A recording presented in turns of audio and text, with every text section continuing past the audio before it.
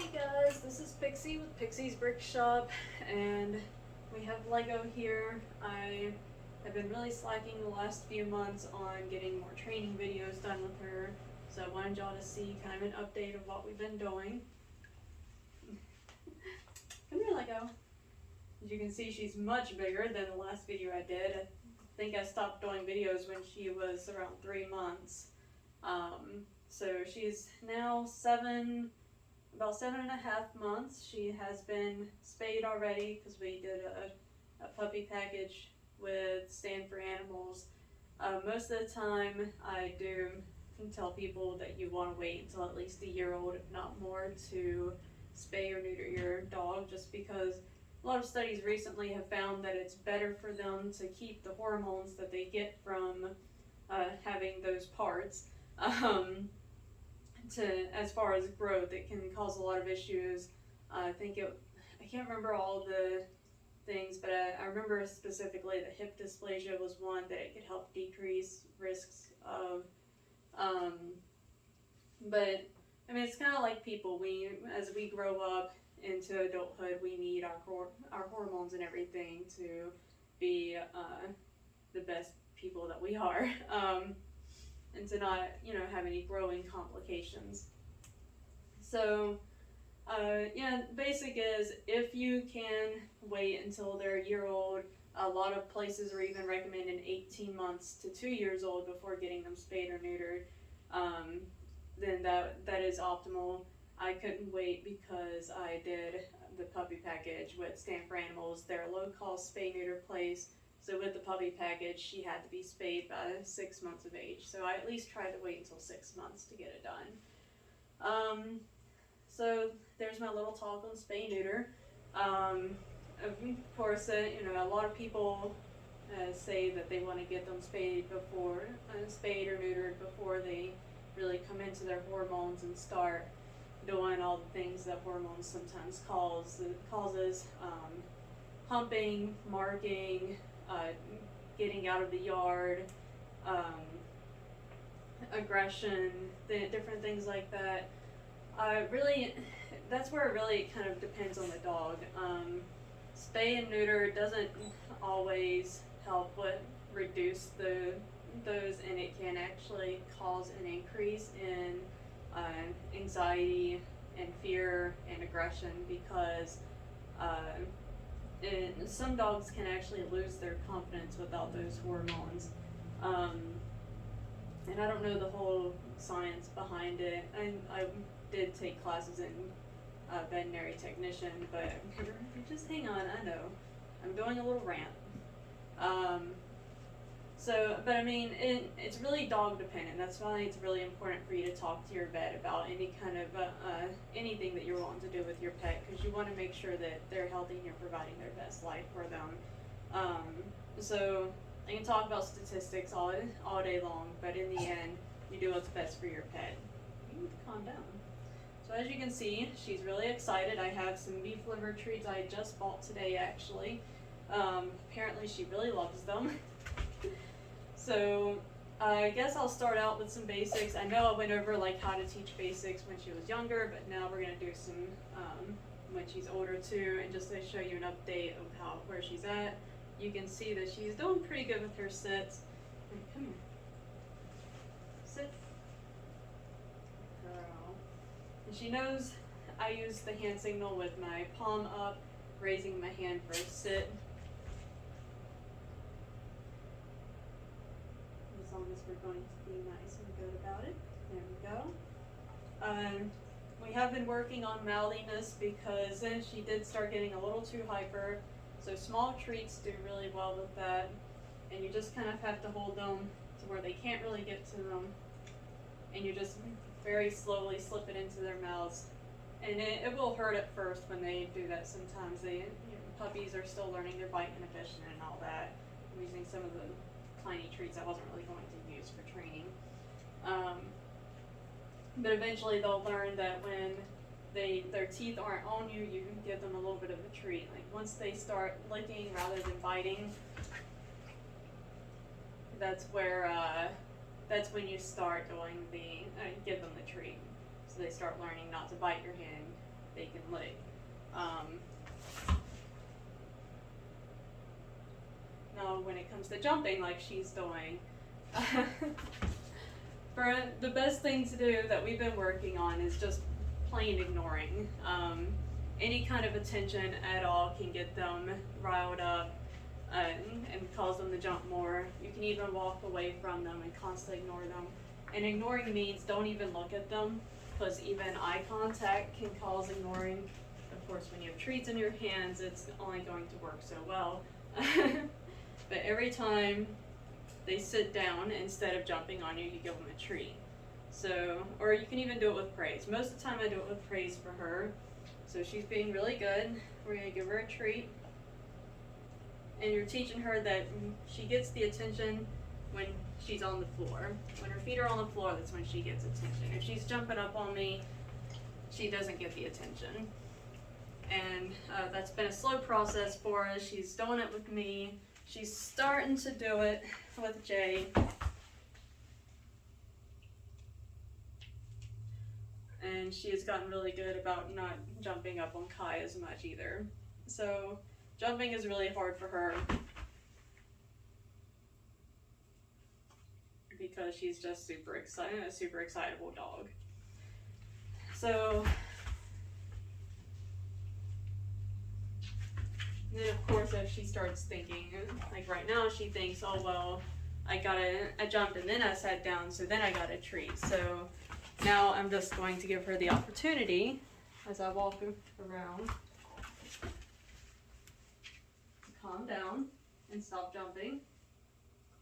You can also teach, you can actually teach calm to a dog too. So when calm is better done when you're just around the house. So if you're just sitting down and your dog just comes up and lays down next to you or lays down at your feet or something. Yes, calm. That's a good calm. Stop. So every time they're calm, you're just going to give them a very slow and gentle, Stay. Every time they calm down and relax next to you, very nice, very slow pet. Yes, that's a good calm. Good calm, yes. And I don't recommend treats when you're doing calm unless they're please stop. I'm about to give you your bones so you have some busy time while you're down there. Here, you can paw down there for a little bit. So you can do treats if you want. And you want to make it a treat that they're not going to be super excitable over, so you don't really need a high value treat. You can just keep some dog food on you if you're trying to work on keeping your dog more calm. Calm is very good for when you have a dog that barks a lot at doors or people passing by your windows, things like that. But you have to work on it without the triggers first. So that's why every time that they're just laying down next to you, then you teach calm. Right now I'm helping her to stop jumping. Yeah. Jumping is very hard for you to not do, I know. So yeah, calm is very good. Once they get to where they understand that calm means to just kind of lay down near you, then you can start when you still want to avoid the trigger, but when they're really, when they're in kind of a more hyper mood, then you can start working on calm, telling them, like Lego calm. It's not what I've worked on her with, so she has no idea what I'm talking about. Then, alright, we went over sit. Next we'll work on down. So down you can do in multiple positions. I like to teach it from a stand position. Down. Good girl. So I noticed that when I was doing down, I would do down and bow, and I think that seemed to confuse her a little bit. So I'm working on down being an arrow right now, and she hates going down. So it's one that we still struggle with a little bit. Down. And now that time she sat down and then laid down. I'm still gonna treat her for that because either way she's in a down position. And this is one of those times, good calm. One of those times that she just sat and laid there and waited, so that was a very good calm.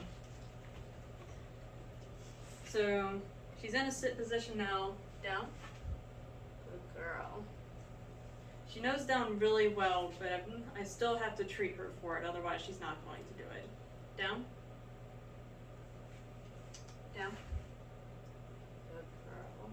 We just recently got to where I don't have to have the treat in my hand to direct her. She's starting to understand a little better with the pointing, but we're still working on that.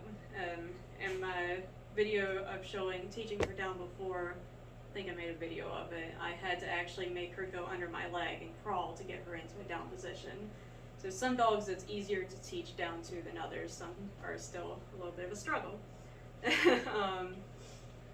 So next, right now she's in a very good stay. And stay, I just use stop sign hand. So she's already staying, but you just basically put your hand up, stay, and she is to the point where I can even walk away a little bit and then walk right back to her.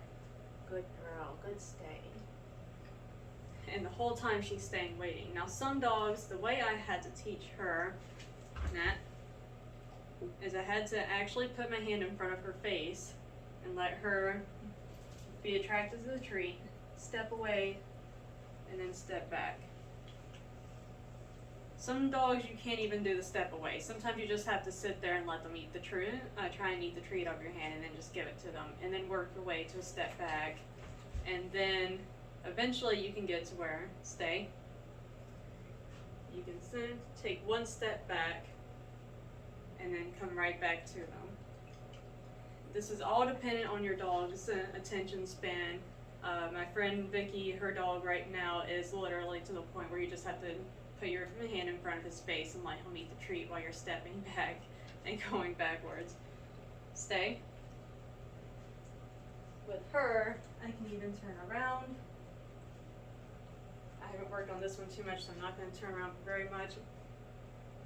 Good girl. Now, once they have a stay down really well, that's when you can work on come. Now, come you can also work on differently. One of the ways I taught her come was to have her on a leash, and I would just walk around with her, and I would say, come here, good girl, come here. And then give her a treat and a lot of love when she got to me, or when I finally stopped and she got to me. So with her now, she's gotten a really good stay. So, stay. Come here. Good girl. Good girl. Now you want to make sure that come is always a very excitable thing. Never use come as punishment, or they're never going to reliably say come. Or reliably come to a come. So every time you want to use come, it's always because there's something super exciting coming on, about to happen. So that's when you want to use really high value treats, because you really want to make sure that they know that coming to you is always going to be an awesome thing. And definitely lots and lots of praise too. Lots of love and attention every time that they come to you. That's the biggest thing about come. Sit. Stay. Come here. Good girl. Good girl. Here's a good come. Good girl. The other thing about stay is that you can teach two different stays. It doesn't really matter. They're called sit stay and down stay. So most of the time I have her in a sit, down, stay. Down stay is super hard for her because she hates down. So anything involving down is just frustrating for her. So I don't know a whole lot about obedience competitions as much, but I'm pretty sure they call it a down stay, so I think you can even get it to the point where you say down stay at one time and then just walk away. because once you have both of those reliably, you can put them together. Just like with her, I'll even do sit, shake, stand. So it's called chaining, where you're doing having them do multiple tricks before they get the treat, and that can also help you lead up to not treating every single time that they do something. So the ones I just did were shake, and with shake, it's kind of the same thing, but why down and bow were confusing because you're putting it really close to her. Shake, like a shake. I don't have a treat, do I? No. And when they don't understand, you put the treat in your hand, and a lot of times you even have to pick up, shake, and then treat. You'll have sometimes, like I started with picking up her paw and putting it in my hand and saying shake and giving her the treat. So shake is pretty easy to do. A lot of dogs can do it. Another one that's really hard, and not all dogs can learn, is bow. Bow is a really good one to learn while you're teaching them down, because when you're teaching them down from a stand, the first thing they're going to do is put those back feet down. So, bow, good girl. And sometimes we're still at a point where she'll just directly lay down, so it's a really hard one to capture. And that is basically what you do with bow, is you're capturing that bow before the down. You were being really bad today. These must be really high value for you. Never had you go this crazy over treats. So that's good for me to know. Treats, you can use anything. You can always buy treats. You can use boiled chicken. You can use hot dogs. Really anything that you want to use. Some people can even use carrots and green beans and things and blueberries and things like that for their dogs. Oops. All right, so let's try bow again. Calm down. Bow. Good girl. Let go. Here. Let's come over here. All right. Bow. Good girl. So I'm basically just waiting until those elbows reach the floor for the bow. Alright, so the next one, the other one that I did is stand. So basically, sit, stand, you just put it in front of their nose and pull it just a couple inches forward, enough for them to stand without moving. The important part there is not moving, because stand is a really good one for when they're doing anything at the vet, the groomers, if you're doing nail trims, baths, anything that you need a dog to be standing for, is a great one for them to know. So, stand. Good girl. My hands are covered with spit now, just so you know. Ah! Aha! Alright, sit. Stand. Good girl. You can even, once they are standing from a sit position, then down. Stand.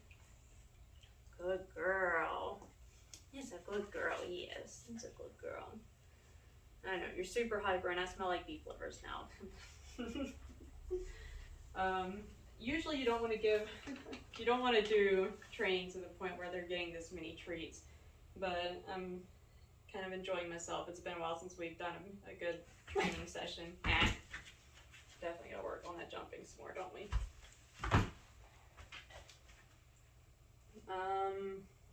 Let's see.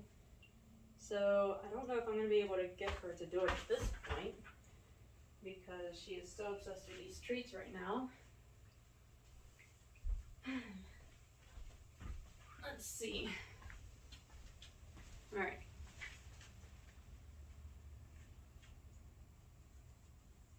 No. The other one I just started working on with her is drop it. So drop it, you can do a few different things with. With her, she's got two little balls, so what I usually do is when she has the other one, I'll take the other ball and have the other ball show it to her and tell her to drop it. And wait for the ball in her mouth to come out of her mouth. Once she drops the other ball, I throw the one I have and pick up the other one, so that when she comes back, we do it all over again. That is by far the easiest way I have found to teach drop it. The other thing that you can do, of course, is having high value treats, so that if it's something that they have, you don't really want them to have. He said stop. Then you have a really high value treat that you pretty much never give them except for certain occasions, like this one specifically. So that way, you want to make sure that they see that high value treat. You tell them to drop it because you want the treat to always be better than what's in their mouth. With the play, it's really easy because they want to continue playing. So she wants me to throw the ball again. Well, she's got to drop that other ball first before I throw it. Some people do better with treats, especially a dog that's food motivated. Now, the biggest problem with food motivated dogs is oftentimes the thing you're trying to get them to drop is another piece of food, and sometimes it's not going to work. And that's where prevention is a big part of it. Outside, if there's things outside that they're going to eat off the ground, always keep them on a leash. You can let them, you can always let them off leash in a fenced-in area that you don't fully, that you know that there's nothing in it they're going to get. But prevention is a big thing. Drop it is really more of a thing where you just, you absolutely just did not realize there was something there and you need them to drop that, or just for fun when you're playing with them. The other thing,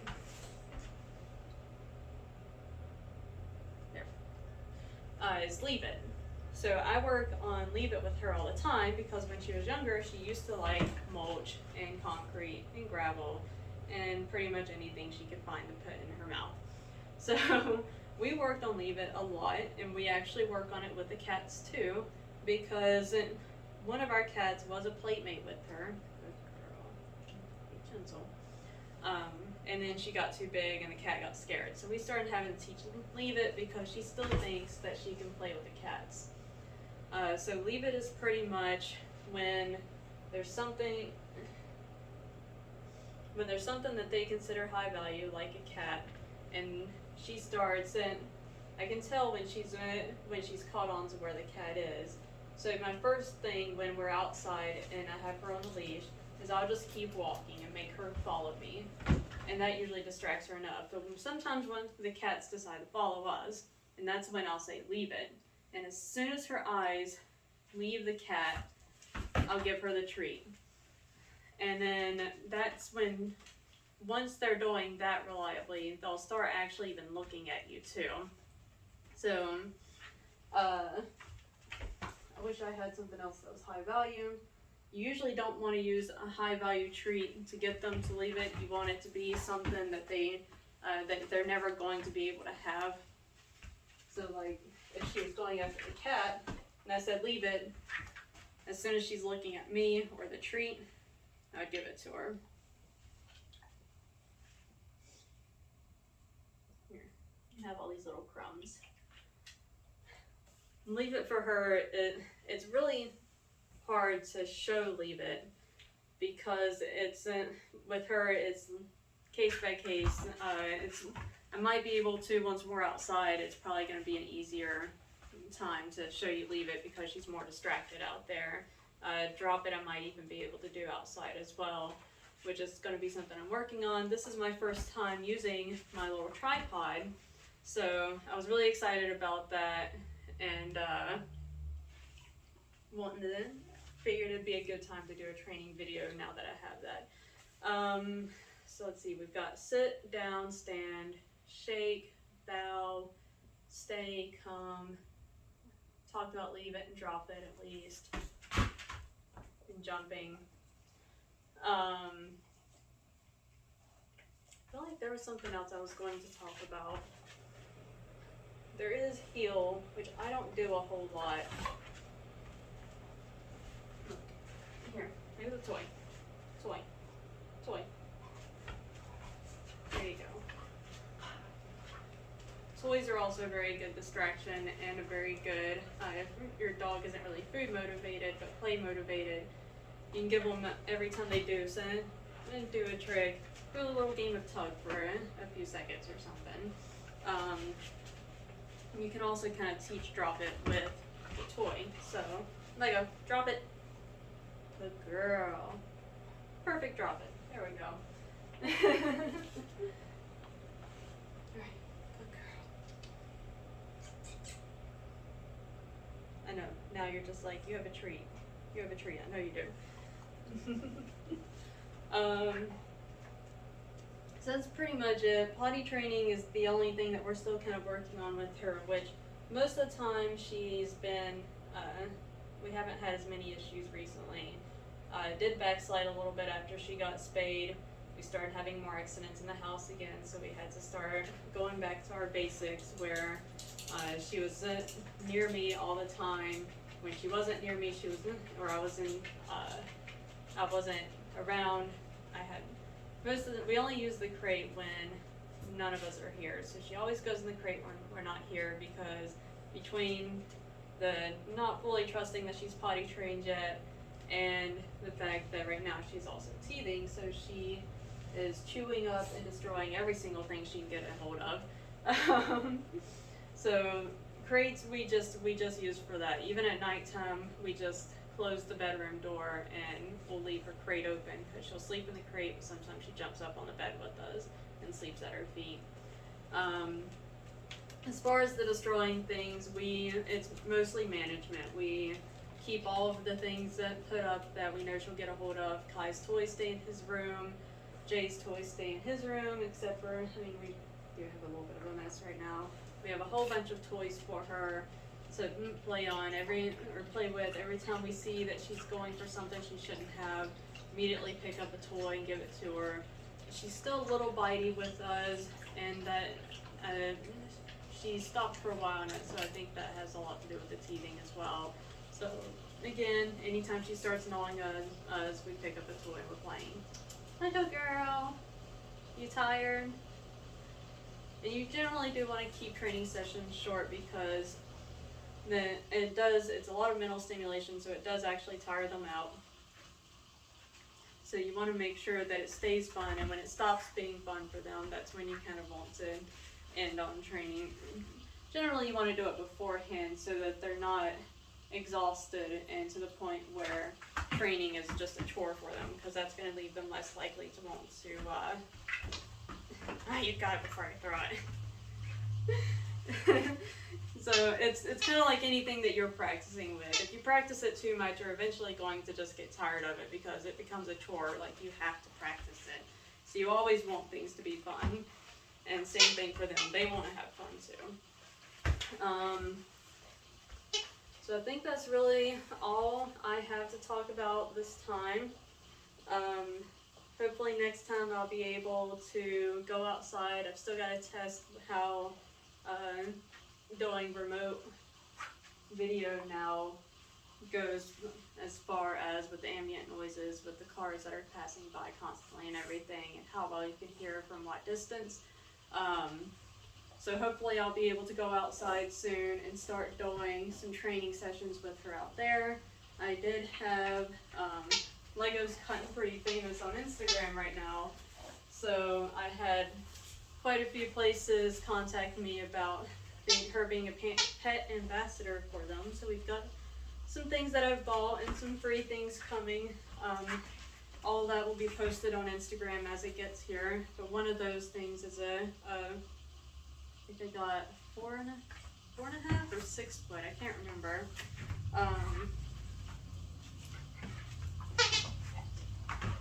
can't remember exactly how long it was, but I got a training leash, and I'm hoping to get a different training leash as well that goes even further out, because eventually I want to get her to where she's doing reliable come, stay, down, all of those basics. We want to extend the distance out further and increase the distraction.